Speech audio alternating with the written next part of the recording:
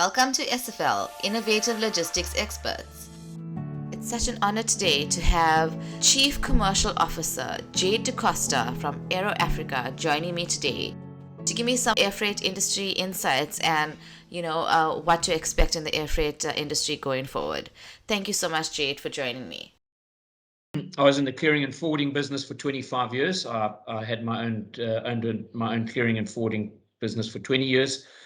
We focused primarily on Africa. Into and out of Africa was our core focus. I was approached by the founder of Aero Africa in Hong Kong to come on board commercially and drive the business in Africa on the commercial side. So it was a very good fit for me. And then, I took the challenge on board, basically at the stage as a consultant, but charter flights around the world, and got Aero Africa going when we could do nothing and we couldn't travel. And then post the initial COVID, I think we as a group saw the opportunities, opening up. The way of doing air freight or global aviation had changed dramatically. There was no passenger flights.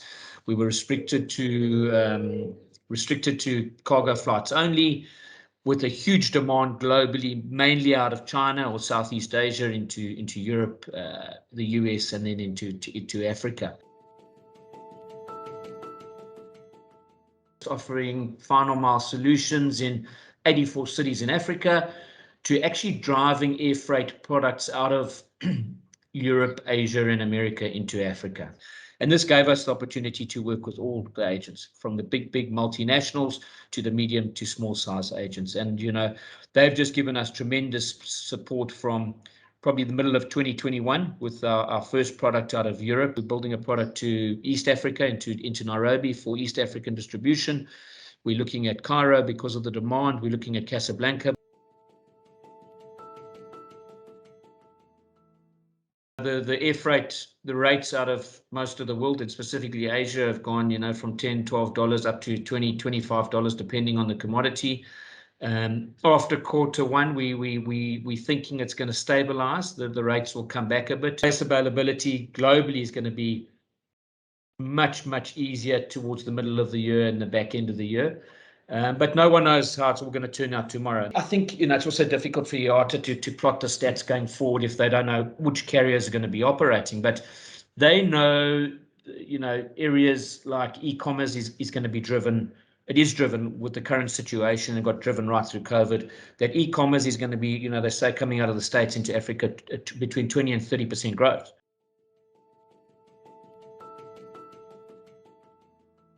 We deal with the multinationals that would generally run their own services and have got block space agreements. I think we're handling a lot of their overflow cargo. Our doors open for any size freight forwarder in the market: South Africa, East Africa, West Africa. We just want to give a service that we can and commit to a space allocation at an agreed rate.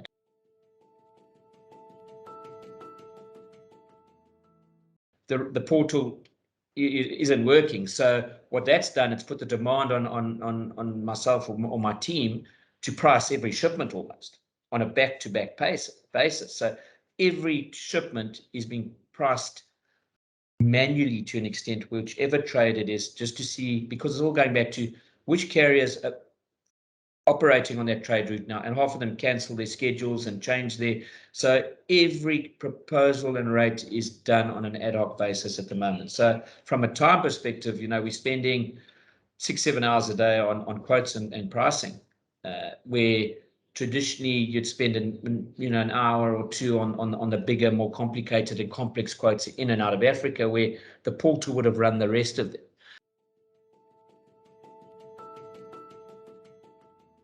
It was difficult times to be a leader and guide your team or your people around you, because we didn't know what we were in for. But what I said to our team is, I said, let's really embrace this. We've never experienced anything like this in our working careers, spending, some of my colleagues, 20, 30, 40 years. Let's look at the opportunities and let's look at the solutions we can give our clients. As a leader, you learn every day. You make mistakes, you do good things, you do some things right, you do some things wrong. You've got to learn, and the team's also got to learn. But I think you've also got to empower, the people in this industry to make decisions on their own, whether it's right or wrong. We've got a very tight team. Communication's key. Our success is we've got the right people together.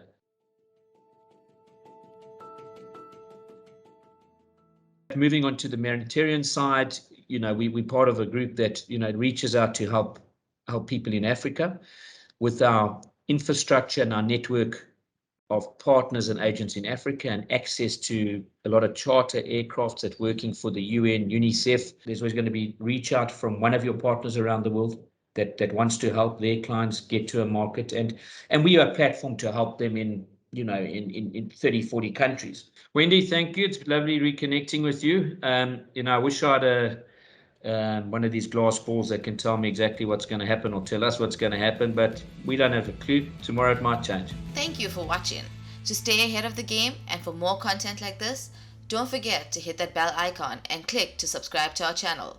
SFL Soft Logic is dedicated to supporting and elevating logistics businesses through technology. Powered by CargoWise One, our ecosystem comprises of consultancy, implementations, and support. Our mission at SFL, we believe in constantly challenging how things are done to create opportunities for us and our partners, and ultimately collaborate with us to stay ahead of the game.